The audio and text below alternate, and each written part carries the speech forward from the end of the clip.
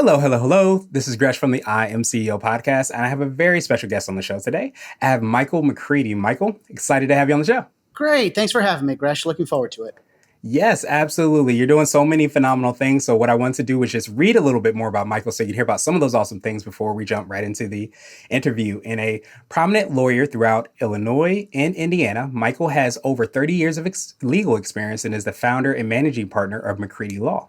From a very young age, he knew he wanted to be a lawyer who supported everyday people rather than large corporations to help make a difference in the world.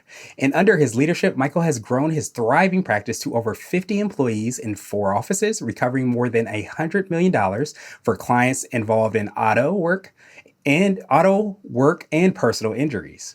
He also serves as a mentor to younger attorneys while also prioritizing community involvement and philanthropic efforts. And the thing I love about Michael is we talked a little bit, he likes backgammon and also wine as well too, if I got that correct, Michael. But I think whenever you're able to kind of balance really doing a lot of great work, but also being able to give back and make an impact, that's truly where I think you reach an incredible spot. So Michael, super excited about all the awesome things you're doing, even more excited to have you on the show. Are you ready to speak to the IMCO community? Yeah, thanks again, Gresh. Absolutely. Well, to try to kick everything off, I wanted to hear a little bit more on what I like to call your CEO story. We'll let you get started with all the awesome work you're working on.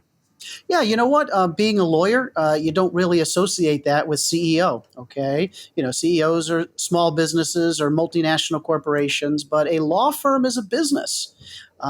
Historically, it's been a profession, right? The profession of practicing law. But what I've really gravitated towards in the last, say, 10 plus years is running my law firm like a business. Yes, clients are paramount and we owe our loyalties to our clients and we do the best thing that we can for them. But you know what? If a law firm's not profitable, you can't represent clients.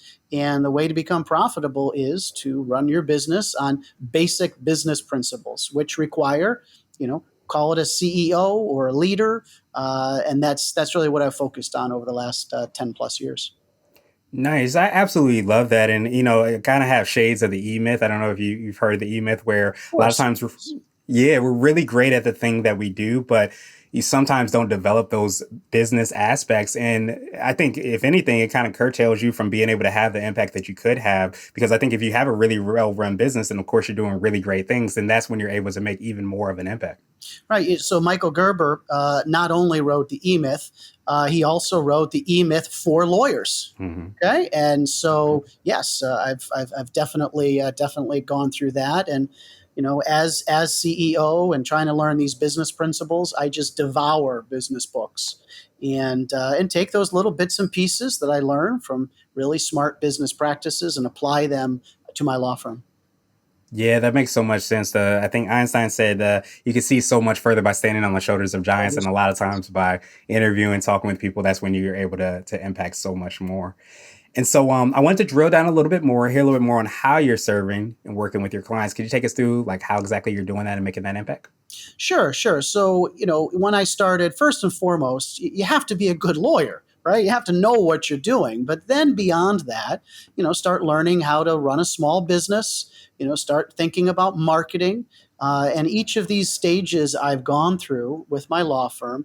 But recently, now that it's grown, my job as managing partner is to create that culture and create those values and create the alignment of everybody in the firm. Sound familiar? That's what CEOs do, but that's typically not what lawyers do. Lawyers get bogged down in the trenches, and as a result, they don't have firms that continue to grow and succeed. So that's been my focus, is to make sure that I create an environment and a culture that encourages everyone, from the receptionist who answers the phone, all the way up to my senior trial lawyers. Yeah, and that's absolutely huge. I love that word culture and obviously alignment as well too. Because I imagine, of course, I don't want to put words into your mouth, but as you've been able to grow and for lack of a better term, scale and have so many more people, I feel like it's probably been more important to make sure those things are in place because you don't want two different people saying two different things and not kind of rowing in the same direction, so to speak.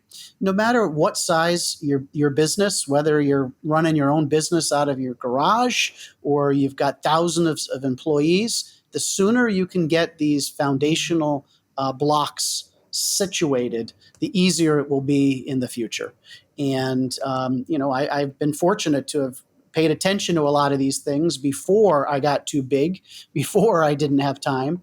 So those things that, I mean, your podcast is great for CEOs.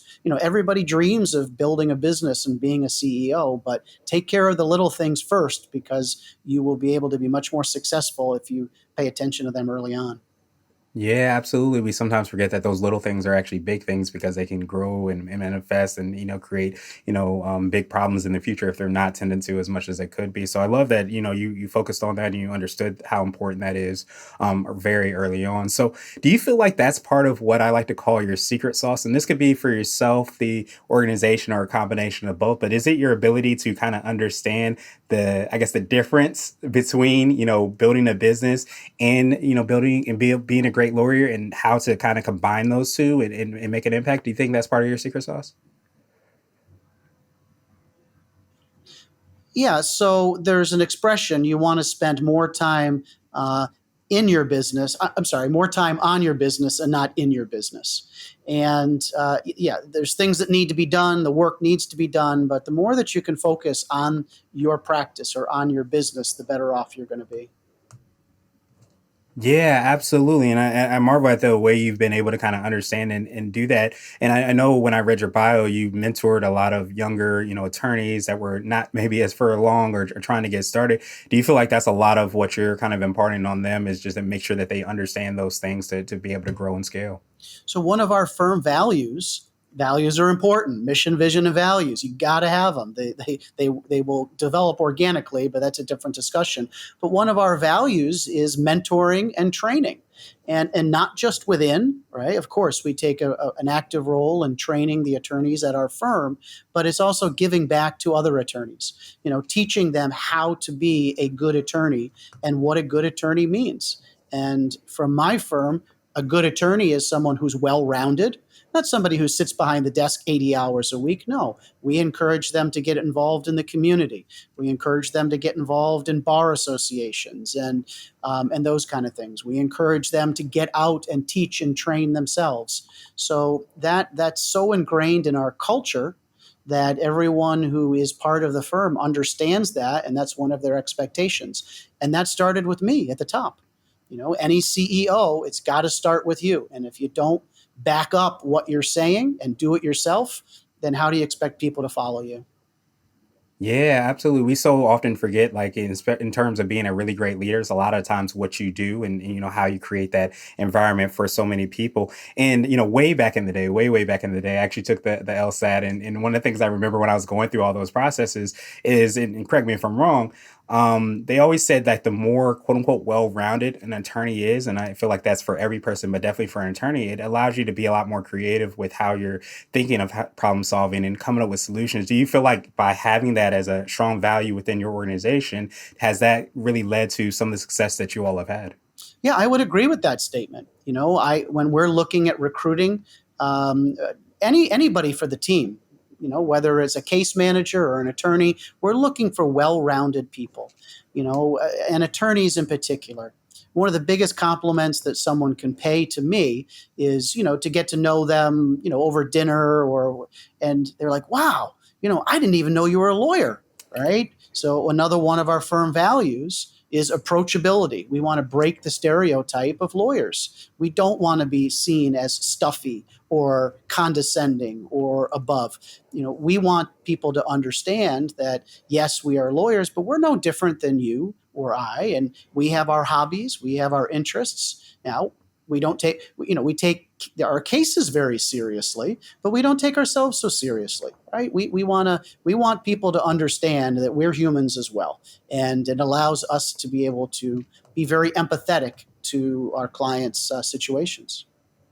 Yeah, I love that fact that you said that we are humans as well, because I say, especially in business and a lot of times in life at that, we sometimes forget about the human aspect and we forget about the who the people are. But I feel like that ends up becoming a lot of times like a magnet, where when you have that connection, you learn about the person's interests and things that light them up and things like that. It really provides that opportunity to connect even more.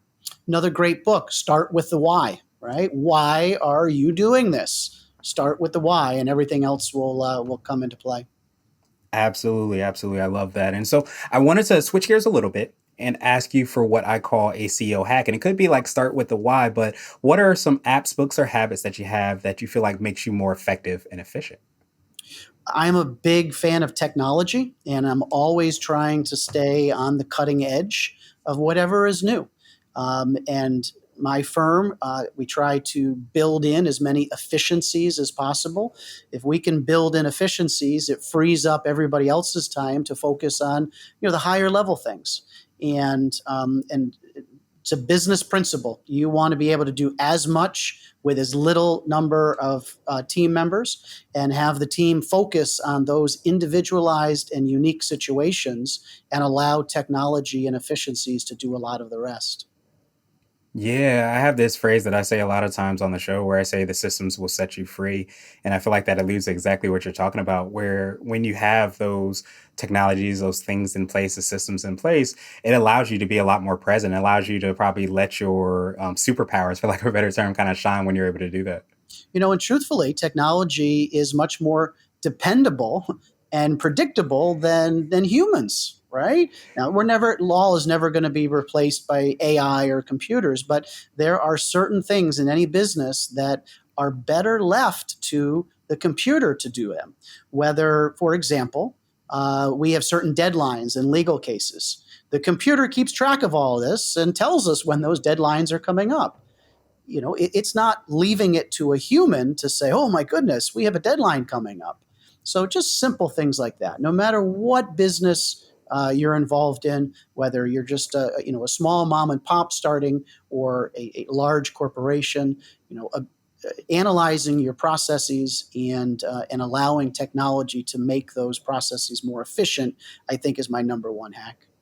Yeah, I love that hack, and I love how you have embraced that because I think so many times, people can feel, at a disadvantage of technology, but understanding they could help support, the things that you do, like we talked about, those small things are actually big things because understanding when and how the cases are going to be aligned and when the deadlines are and all those things, there is a quote unquote small thing, but it's a huge thing because it helps you guys, I imagine, to operate really efficiently and effectively.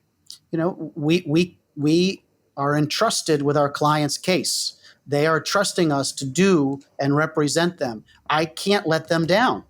I don't want mistakes. So, we do a great job representing our clients, but if there is anything that I can streamline to prevent possible mistakes happening, I'm going to do that every single time. It's for the benefit of my clients. Yeah, absolutely. And I think when you really kind of have that mentality that you're of being of service, you're going to do whatever you can do to make sure that you are, making that impact. And we can't control all the things, but we can control the things we can control. And sometimes by embracing technology, embracing, the benefits of that to help support us, then it only allows us to be more effective and even more efficient at that. So Exactly. absolutely love Exactly. that. Perfect, perfect, perfect. So now I wanted to ask you for what I call a CEO nugget. So this is a little bit more word of wisdom or piece of advice. I like to say it might be something you would tell your younger business self if you were to hop into a time machine, or potentially one of those young mentees that you're working with as well. Listen to your team. Okay, it should not be coming top down at all times.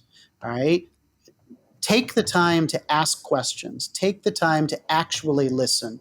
Your team might not have it might be a crazy idea or a wacko idea, but you're listening, they're feeling that they're being heard, and encouraging that two-way communication. It's not top down, right? You as a leader want to build your team from the bottom up and not necessarily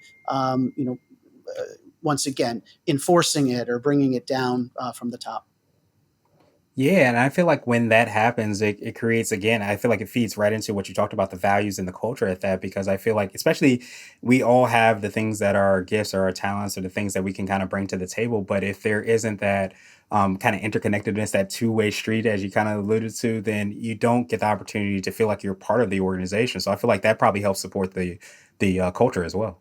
Yeah, absolutely. And as my team has grown, I mean, this is not something when it was just myself that I gave any thought to, or even when I had two, three, five employees. This was an evolution. This was learning and making mistakes. right, with team members. But at a certain point, you do have to follow these basic principles. You are nothing without your team. Okay, you'll be a CEO of nothing if you don't have dedicated team members that believe in you and believe in your mission and are capable and competent and want to do and fulfill the vision of the firm. Yeah, and that's such a powerful kind of revelation, to have and a kind of reminder at that to be able to kind of understand that. I know you alluded to that. Do you feel like that happened like a flip of a switch, or was it something that you gradually understood along the journey of you growing, from yourself and then adding on all these people and members of the team? I would say absolutely gradually. It's a process. It's a process. And there are great books out there, and they can talk about it, and you can read about it. But at the end of the day, it's individual actions. Okay, it's my interactions with the team. You have to step back, and yes, you're the CEO, but you have to step back and put yourself into your team's shoes and train them and mentor them and encourage them. All of these things which are going to contribute to the overall success. Because at the end of the day, it is a business. A CEO is a business is in charge of a business, and you want that business to be successful. That business is successful by taking care of your team members. Yeah, absolutely. And we sometimes forget that they're on the quote unquote front line, so to speak, where they are having those conversations. And, a lot of times what's come about a lot is this word branding and, how important that is. And we forget that a lot of times how you treat the people that are on the quote unquote front lines, having those conversations, picking up those phone calls, whatever that might be, are kind of communicating your brand without you even knowing it. So if you don't take care of them, then you're not taking care of the organization, taking care of the clients and so on and so forth. Yeah, 100%. Awesome, awesome, awesome. So now I wanted to ask you my absolute favorite question, which is the definition of what it means to be a CEO. And we're hoping to have different quote unquote CEOs on the show. So, Michael, what does being a CEO mean to you? Being CEO of a law firm is like riding a bike with a monkey on your back and fire being breathed at you and trying to avoid the pot. It's a million things, and trying not to crash.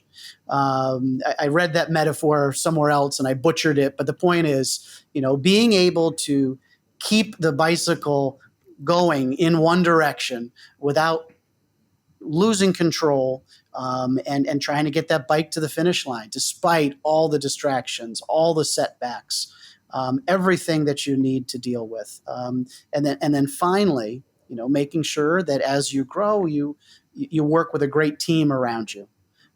There comes a point that one single CEO can't do everything in the firm, and you need to be able to have the right people beneath you to execute what you want for the firm without you having to do it directly.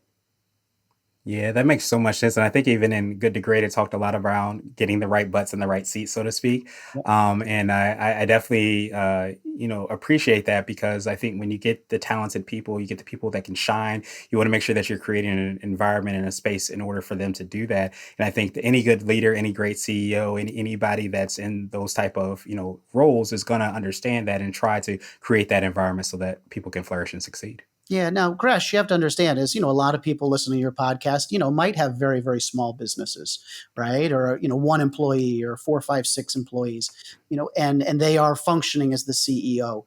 At some point, you do have to look in the mirror and decide whether you are the right person to be the CEO. And a lot of people are not the right person. Doesn't mean the business won't be successful.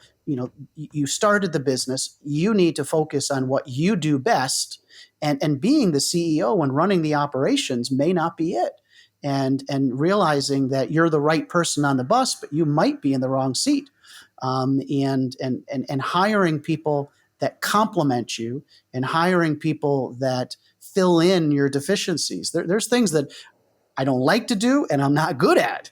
So I've always made a point of hiring people to complement the things that I am good at. Yeah, and I think that plays so much into, this word I hear so many times of ego. And Mm-hmm. sometimes you have to have the ego to believe that you can create and, make an impact and do really phenomenal things. But that same ego is kind of like that double-edged sword. It could be what kind of, you know, ends up being like a Titanic to you, to your organization, because it doesn't allow you to allow the people to shine, allow the people to do the really great things, because you think and want to do everything, when in reality, taking a step back and kind of putting that ego in the backseat is really what's going to lead to your success. You have to take a long, hard look in the mirror at yourself. Okay. You have to know yourself before you can lead a team. And until you get those, until you get knowing yourself and what your strengths are and what you enjoy, it's kind of hard to get people to follow you if you don't have that vision yourself, and if you don't understand who you are and where you want to grow. Yeah, there you go. If not you, then who? Hmm. There you go. So I absolutely love that, Michael. And I truly appreciate that definition, that perspective. Of course, I appreciate your time even more. So, what I wanted to do now was pass you the mic, so to speak, just to see if there's anything additional you can let our readers and listeners know. And of course, how best they can get a hold of you, find out about all the awesome things you and your team are working on. Yeah, sure. My biggest thing is always be learning. Okay. Life is a journey, and be a lifelong learner. There are people that have gone down whatever path you're going down. There have been people that went down it before, and learn from those lessons. Pick up the phone or send an email. You can send an email to 100 CEOs, and you know what? Some of them are going to respond. They're going to pick up the phone. I'm a lawyer, so I can't say that small businesses call me for CEO. But if I have a young attorney that out of the blue sends me an email, of course I'm going to take the time. That's my obligation to give back. So I would encourage any of these people that are running their own business, no matter what size. Reach out to someone else, learn, and try to get some pointers on what you should avoid, what you should do. And like I said, a lot of smart people out there that have been down the road that you're trying to go down. Yeah, absolutely. I think when we kind of understand that and tap into that, we start to really marvel at how impactful we can be by leaning into the impactfulness, if that's even a word, of other people and what they're able to accomplish. So when we're able to marry the two, that's when really phenomenal things happen. And for people that want to get a hold of you and your team and all the awesome things you're doing, what's the best way for them to do that, Michael? It would be our website. Okay, we've got 4 physical offices in 2 states, but everything funnels through the website. It's www.mccreadylaw.com, MCCREADYLAW.com, and everything that I've built for the last 25 years is somewhere on that website. Nice. I absolutely love that. And of course, to make that even easier, we're going to have the links and information in the show notes as well, too, so that everybody can follow up with you. But I think it shows a lot by everything you've been able to build and create over the last, 25 years. But I think it says even more when you're able to take the time out and, have these conversations, but also take time out of your busy time and all the impactful things that you're doing to be able to help out others. So I think that speaks volumes to yourself, your team, and who you are as a leader. So I appreciate you for doing that, and appreciate you even more for being on today. Hey, listen, Gresh, if you can inspire one person, right, that's all it takes. We don't need to change the world, but if you make a difference in one person's life, whether it's the podcast you and I are on, or one of your other podcasts, or me going out into the community, that's all you can hope for as a human. Yeah, absolutely. And we sometimes forget that a lot of times when we take these moments and we throw them in the ocean, it might just seem like one rock or one pebble, but it starts to reverberate and make an impact on so many more people. So thanks so much for making it easy to make that ocean go out. Thank you.